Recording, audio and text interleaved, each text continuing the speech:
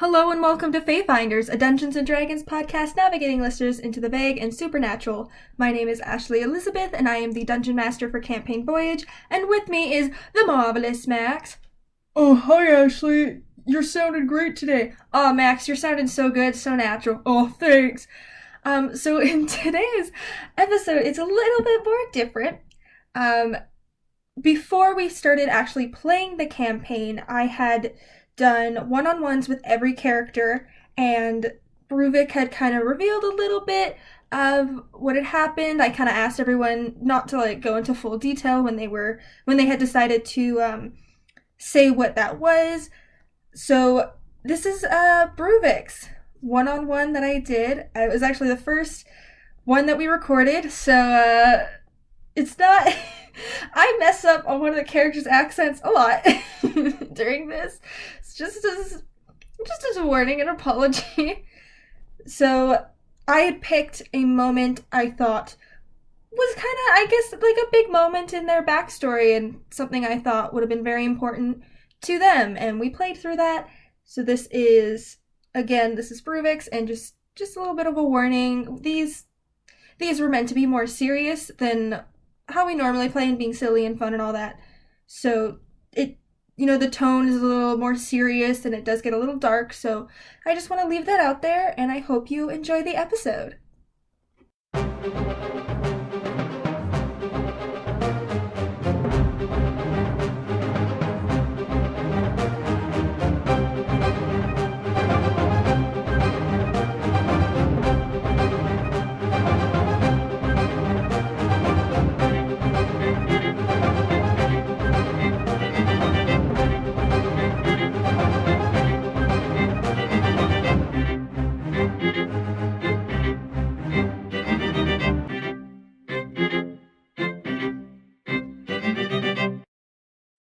You're standing at your station in the workshop on this very cold and miserable day. Your job is pounding metal to shape along the longsword line. You've worked for your boss, Ivarin Feyrin, a pretentious high-elf businessman, for a few months now, but the last month has not been much of a choice. A month ago, Edge Crow, leader of the overthrown More Hollow faction and Veil of Death army, seized control over the entire country of Alva. It didn't take Ivarin Feyrin very long to end his contract with the Brine Rest faction and start making weapons for Edge Crow. The passing stories of the adventuring group, the Founding Fathers, have grown quiet, and this seems to be everyone's new reality. You either comply or you die. There you stand, pounding metal into shape. Around you are many other workers of large races. Next to you is Gorza, an orc woman, and to your right is Tink, a bugbear man. Gorza is handing you metal from the forge, while Tink is taking what you've done to the metal and quickly wrapping it so it cools slowly. These two are the people you speak to, or chime in on their conversations, when Ivarin is in his office. So you're just sitting there, pounding away. What are you thinking? We're the friends, Tink and... Tink, the bugbear man, and Gorza, the orc woman. Orza? Gorza. Okay, So are they also just panning metal with me, or are they doing different jobs? Gorza is, she's putting metal into the forge, and handing it off to you so you can beat it. And once you're done with that, you're passing it on to Tink, who's quickly wrapping it so it cools down slowly. Okay. I think I just kind of slow down a little bit and I look at Orza. I'm like, I don't like making weapons. It feels wrong, doesn't it? Like, we're crafting death, and I know that we don't have an option, but it sucks. Like you said, we don't have an option, so just shut up. He's coming. And Yep, yes. So Avarin starts to wander over to the longsword line that you're working in. Um, I'm guessing you kind of quickly turn your head away so it doesn't really look like you were talking or anything. Hmm. Um, and you just hear yelling, "What kind of rapping technique is that?" And you look over and you see Avarin yelling at Tink, who seems to have burned his hand again just from being startled. I'm sorry. It's really hot, sir. Ew, is it? And Avarin grabs Tink's hand and he presses it onto the metal. Is that too hot for you? Just everyone in this workshop staring. While this is happening, like I'm clenching my fist and I'm trying my best to remain calm. Like I deep inside me, my rage is like about to come out, but I'm like, I can't right now. I can't let this happen. He lets go of Tink's hand. Do it right. And Avarin heads into his office and just slams the door shut. Someone working on the hardening process brings over an unused bucket of cold water while Goraz quickly grabs one of the wraps and just starts wrapping. They just kind of get to work mending Tink's hand. And then they quickly Yeah, I return also to their try to like go stations. over and help if I can. Like the second he's gone, I go over and help. Yeah, you're probably like holding his hand steady. He's probably shaking pretty hard. So yeah, everyone's just kind of working, and then they quickly scuttle back because they don't want to be caught. Hmm. I kind of mutter under my breath, like, I hate that man. I don't use that word lightly, but I just, I hate him. It won't be long until we can leave. Just keep telling yourself I, that, Tink. It's good to hold on to hope. it's good not to lose it either. That's right. You know, I mean, like, Edgecrow's gonna, take it. I hear that there's an empire called Turan, and they're gonna attack Moorhollow today. To wait, like here? No, Like, Moorhollow. We're not. We're is in Moorhollow. what is the town we are in You're in called Brine again? Rest. Why didn't they just choose easy names? Like, I get that like it has meaning, but like, why not just like, welcome to town? That's too simple. But you get the idea. It's hard to remember when it's like Quintalian Desa. It's like, okay, we get it. It's some elven princess name, but it's a lot. And I go back to pounding metal as I realize no one's paying attention to me. um, just keep telling yourself that, Tink. You really need to stop hanging around with those street kids. No, I mean, it's real. It's real thing. Uh-huh. And where is this empire? Just why have I never heard of it? They live underground. That's why.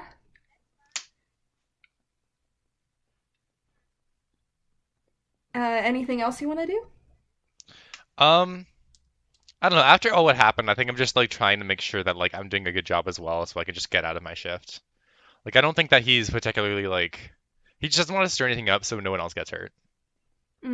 He's Okay. also still like very upset after what happened. Like he does not want to see Ivarin again, or else like again He's gonna he's just lose gonna it. yeah. Okay. I think he's been working on like managing his anger, but it's still a difficult thing. Hey, Bruvek, what will you do when you're free?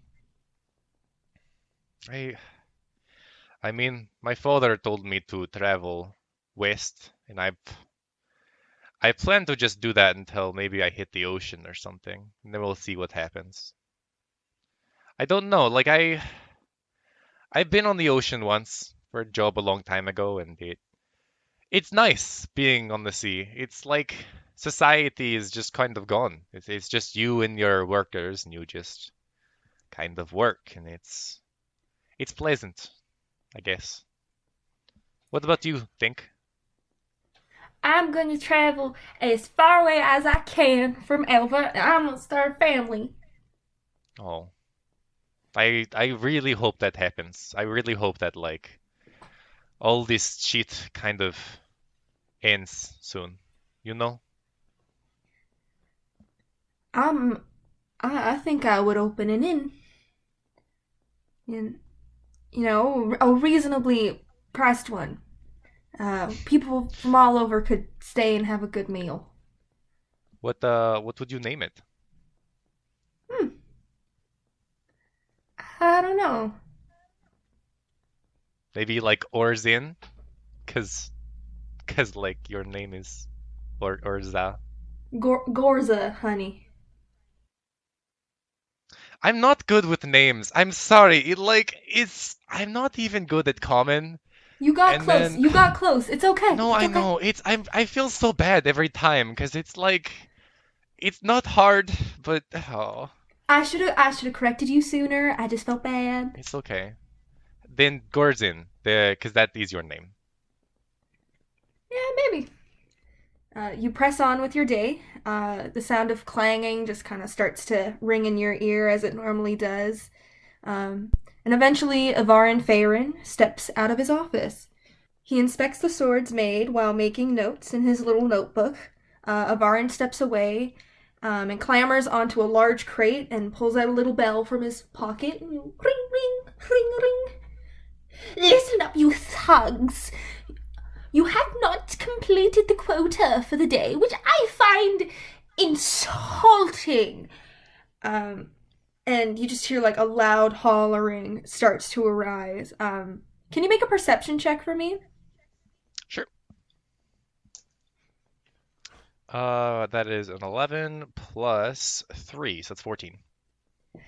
Um, so you can tell that, like, you look around. Um, this noise is not coming from the people in this room. It's coming from Wait, what outside. was the noise again? It's just like loud hollering, like people yelling. Oh. I kind of like tune out from like he's saying, and I'm kind of just like looking in the distance trying to figure out what that is. I don't think you know what this is, just with a 14.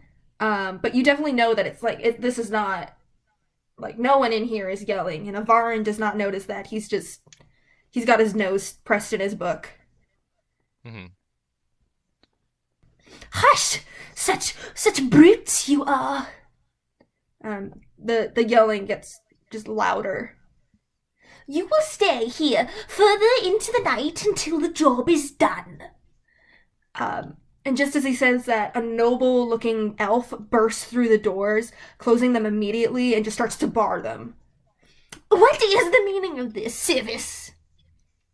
And he just turns to face you all and then looks at Evarin in the eyes, and he just says, Edgecrow is dead. The people are rising to kill everyone involved with him. And just you look back, Avarin is just like pale. New plan. You ruffians must grab a weapon and defend me and Lord Civis. Um, and what if we say no? And you see, Gorza is just looking straight at Avarin. Also, when she says this, I kind of like look around my surroundings and quickly try to find the closest weapon in case I need to do something quickly. Like I look for the nearest great axe or whatever. Well, the great axe line's probably on the other side. But if you could kind of start to like waddle over that way. I think I just grab the sword that's like I'm working on, as long as it's mostly finished, and just like kind of rest my hand on the hilts just in case something happens. You're not per se like making like so basically there's steps to this. You're working with like pretty much the raw stuff. You're not Oh, gotcha. like you're just kind of pounding it to shape and then it moves along to someone else. Hmm. So you would have to kind of like Okay. start inching your way to the end of the line or heading over to a different line to grab anything. I think I just kind of do that, and also so I'm closer to everyone else, and so we're not separated. Okay, what kind of weapon are you starting to inch towards? The largest weapon. Again, I think that like he's used to using large weapons whenever he does have to fight, and so he's just looking for like a big hammer, a big axe, or something, just so he can protect his friends. Um, you could. So basically, here's what you can do. I'll allow you to do whatever you want, but you can start inching your way towards the end of your line where you can grab a finished longsword, or you can just start moving towards where a great axe is. If my friends are in this line, I want to stay in this line. I don't want to move away from them. Okay, so you just start inching towards the front, and you kind of put your hand on the hilt of a sword. Um, Let me just see. uh, Avarin, look. See, this big man is he's ready to go for me. You see? I kind of just eye him down. Like as he's talking, I'm just like all the buildup I had from earlier today is just like about to get out as he yells at us. And as for your question, you large woman, um, you see, they're after you as well. You made the weapons for the Veil of Death. Those weapons killed their pathetic little families. So they want to kill you too, and everyone in the factory. What do you want to do? Um, I think that I just like I try getting the other two behind me. And I kind of just like slowly move in front of them and get the weapon pulled out, and I kind of just stare at the door waiting for something to happen, but also putting distance between me and Evarin.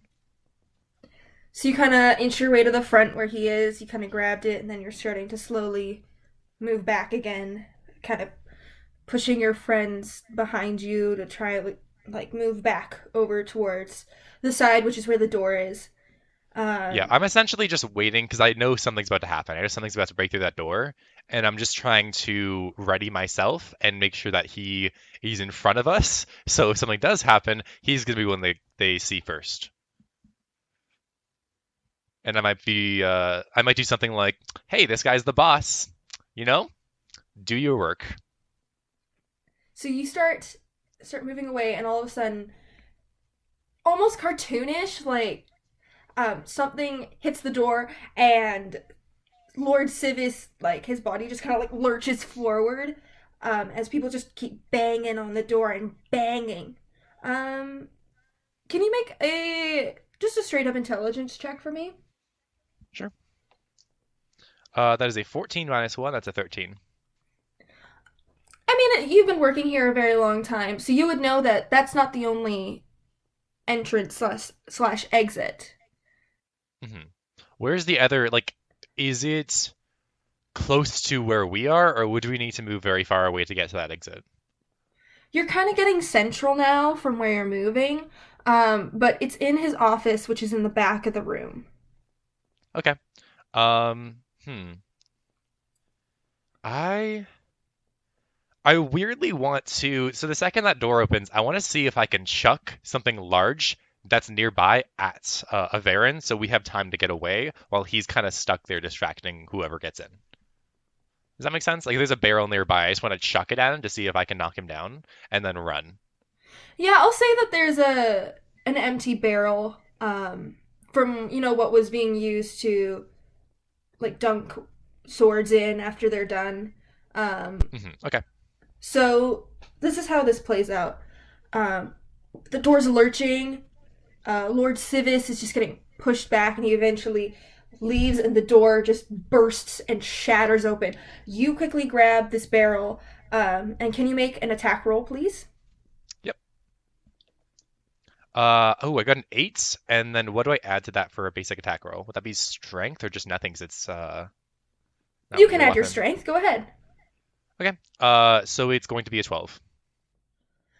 This is a very frail man who just has a lot of money.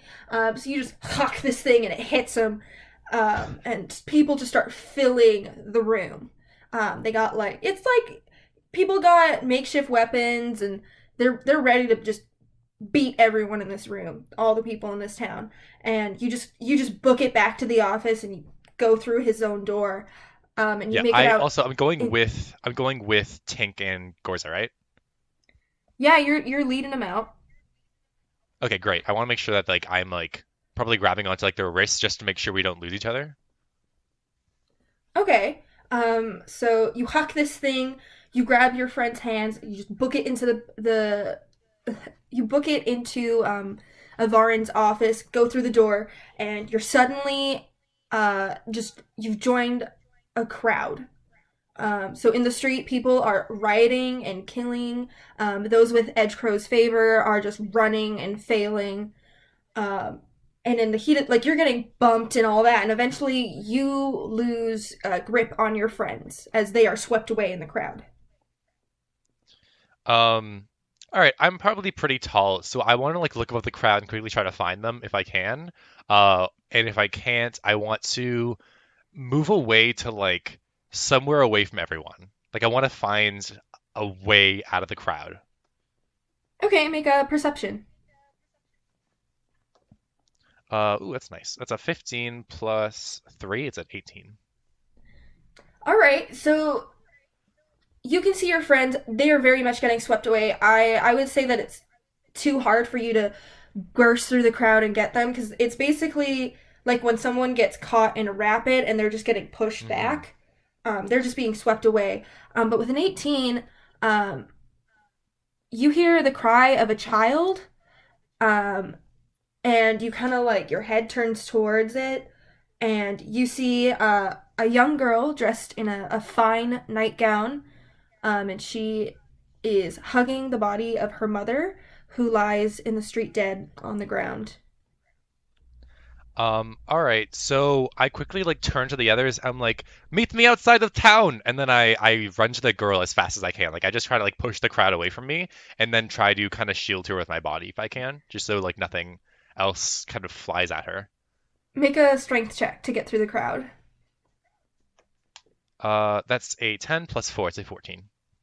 All right, you muster your way through. It's not easy because there's just a ton of people, and you just watched your friends who, like, they're very strong people who just got swept away. But you make it through. You have adrenaline just pumping through your body.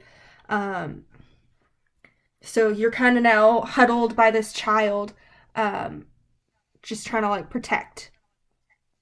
Mm-hmm. Um, I I kind of say to her that like we need to get out of here. This is not safe for you. She's I just I'm crying. so sorry. I like do I know for a fact that the mother is dead? Like is it Oh, obvious? absolutely. Um She's just beaten. I kind of hold out my hand to the girl and I kind of put my other hand on her head and like slowly like uh comfort her and then I want to actually, you know what? I probably have on my person like something that I've been working on, like a I don't want to say it, but a small wooden duck. Um, and I think I want to like I want to put it in her hands, and then I want to pick her up, and I want to run to like I want to hold her in my arms so she's like completely safe, and then run to like an alley or something. You scoop her up, and you just start to try and run, but people notice that you are carrying a noblewoman's child. Like, they're trying to knock out all the nobles because they had some sort of affiliation with Edge Crow, who is their dictator. So they start chasing you because Hmm. they want to eliminate any sort of noble bloodline. So you're just running and you just keep running. And can you make a stealth if you'd like to get away from the crowd? That is ooh God, that's a 19. Thank God. Okay, it's a 19 plus 2, so that's a 21. Oh yeah, you're running and you're looking back and you're like, no, thank you, sir. You just duck into an alley and you press your back against the side. Um, you hold your breath and cover the child's mouth, um, and just pause. And you hear riders pass by, screaming and yelling. I look down at the girl and I go, Little one, are you okay?" She's just looking at you, big eyed, terrified of what's going on. Uh, I don't know. I will get you out of here, I promise. She just goes back to sobbing. Hmm. Um, I think that like I kind of hum a song under my breath while I quickly look around to try to figure out how to get out of this situation. Like I'm trying to like sing a calming song both for her and for me. I think that he's not exactly used to these high pressure situations, and so for him this is a lot of like, okay, what would my friends do? What would like people that I trust do? What would my dad do? You know? Yeah, Um, I think you kind of start humming a little lullaby that your dad used to sing to you. And before you can even like start looking around, you just hear, "Thought you could get away." And you look, and down the alley, a figure stands, and they appear to be holding a bow. I kind of I look at them and I just kind of freeze up and I like try to cover the child even more. And I'm like, please, I just want to bring her to safety. This is for the world we're about to create. And they shoot. Instantly reloading and firing again. What's your AC? My AC is 15. Okay. So he fires twice. One lodges into your shoulder, and one seems to miss you.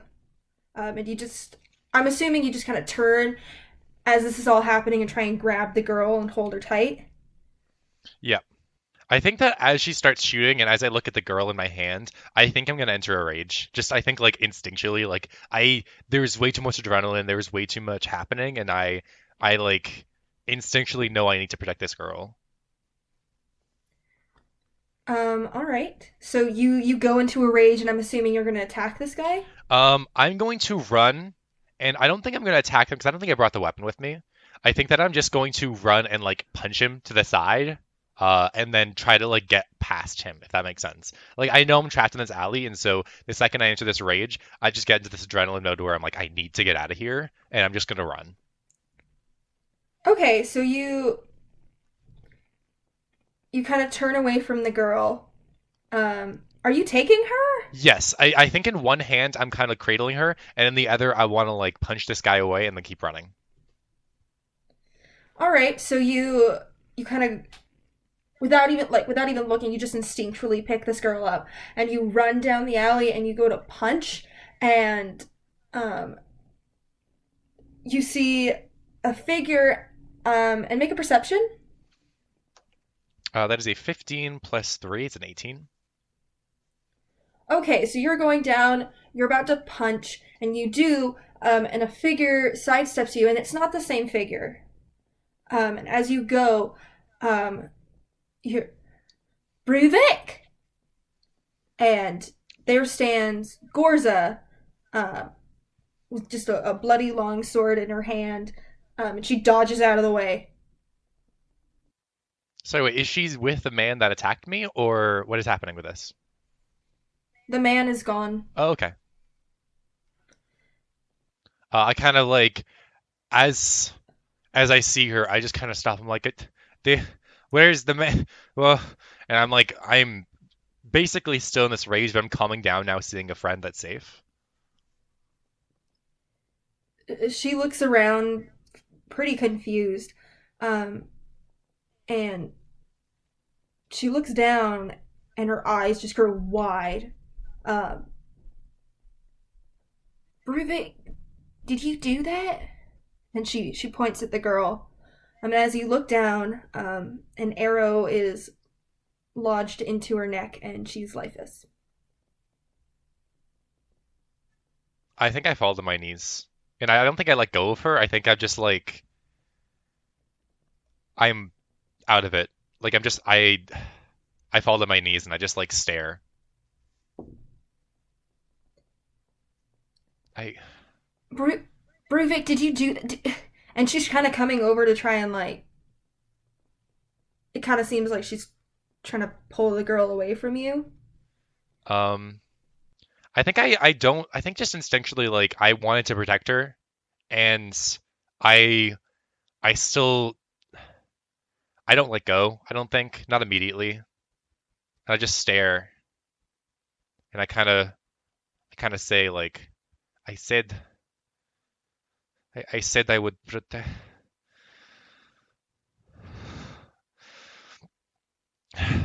Gores, I can't do this.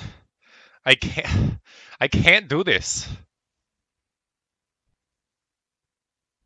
Okay, Bruvek,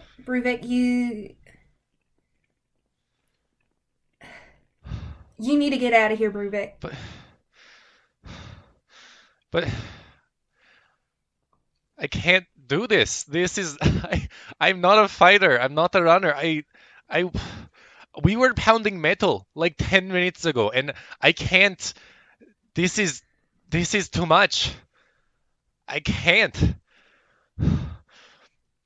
And I look down, and is she still holding the duck that I gave her? Yeah. I think I rest her down on the grounds. Um, and I kind of hold the duck and her hands, because I think her hands are still around the duck. I just like hold them in one hand, and I look up at Gorza. I'm like, I'm scared. I mean, I know we wanted to escape that place, but this is not what I wanted. Bruvik, war comes at a cost, and we just need to be safe, and here is not safe. Bruvik, I wish you all the best, and she just runs off. I look down at the girl, and I kind of just like, I think I close her eyes if they're still open with one hand, and then I take the duck, and I think it has like a little bit of blood on it, but like I think for me it I just kind of hold it in one hand and then run. Like I take the duck with me. All right. And you run and you run and you head out of the city. You just push your way through the crowds until you reach the outer city. And once you're there, you just start running west as your father told you to do. Are Gorza and Tink with me or they left? They're gone. I look to see if I see them. Because like I was following Gorza, but I think that like I lost her again. I think that she left, correct? Yeah, she left you. Um and I'm outside the city now, right? Yep. Um I think I look at the duck and I stare at it for a couple seconds, trying to like understand what just happened. Because I think that like while he's had to, learn about a lot of these things, he's never really had to deal with like death so real and close. And I think that like he he's pretty much in shock right now, just staring at this duck. Um and I think that like he looks at the trail and he just starts walking. Like I don't think that he is even thinking anything right now. He just starts walking, like trying to escape what just happened. So he's not even running anymore, and Bruvik, you're just walking. You probably have your hands tightly wrapped around this duck as you're just walking and walking until you reach a town and you pass through that town and you just keep going. Hmm. Um, yeah, I think that like he is hungry. He is, you know, covered in like grime and blood, and he just right now like that's not even on his mind. Like he just keeps walking until basically he passes out, and then he just like sleeps beside the tree that he finds. Like I don't think he sleeps when it gets dark. I think he just goes until his body is literally too hungry and too tired to keep going, and he just stops. And as you're walking along the trail, pass out, and you wake up in a little. It's warm. You're in a bed, too big for the bed, um, and a young man kind of dawdles through the door, holding a little tray with some water and some towels on it, and he looks over. Oh, you're awake. Oh, hey there, Mister. Hi. Where where am I? Oh, um, uh, are you? You're not gonna. You're okay. You're good. Like, No. Where am I? well, you're in Fayshire. Is this Who are you? Why am I here? I don't know. My my friend found you on the side of the road and I think that Bruvek looks brought you down at his here. hands. Is he still holding the duck or is it gone? Um, the duck's gone. Oh, sorry. He pulls out a little duck. I washed it for you. It was I didn't here. I kind of like hold it and like I tightly grip around the duck and I look at him and I say, Thank you. Not many people are kind in this world, but I want you to know I really do appreciate your kindness. We've we've all been through a lot. It's you were out for a while, about a week since it all happened. Um, this is my um my friend's cousin's girlfriend's place. I don't know. It's a little. It's fine. Yeah. Just let us know if you need anything. Before he walks out, I say, what is your name, by the way? Matt. It's short. It's shorter for something else, but yeah. I I am Bruvek. Thank you, Matt. It's nice to meet a good person. Do you want to make a And I look at the water. Do you want to make a Pardon? perception? I think right now he drinks all of the water first. Like I think that like the guy put down like glass in a jug or something, and I think he just He drinks from put the down jug. like a pitcher and there were towels there and it kind of seemed like he was going to be like patting your wounds. And you just straight up take up the jug and you go and just start glug glug glug. Yeah. It's like, oh, Yeah, I think like a big thing of ale, he just downs it. he's looking at you Um, wide eyes. He's like impressed but also a little scared. Do you want to make a perception? yeah, sure, I'll make a perception. Just give me a second. Ooh, it's a 7, I think. It's a 4 plus 3. Yeah, you're very focused on this water. Yeah, I think that like I don't think he's really trying. Like he's still trying to understand what's happening with him. Like he's looking down at like his wounds because I don't think he really processed them when they happened. I think that just now he's like it's slowly coming back to him that he was just walking. Like I don't think he really had any conscious thought during that period. I think he was just like I need to go. And so he's trying to remember all the stuff that just happened the last like uh few days, I guess.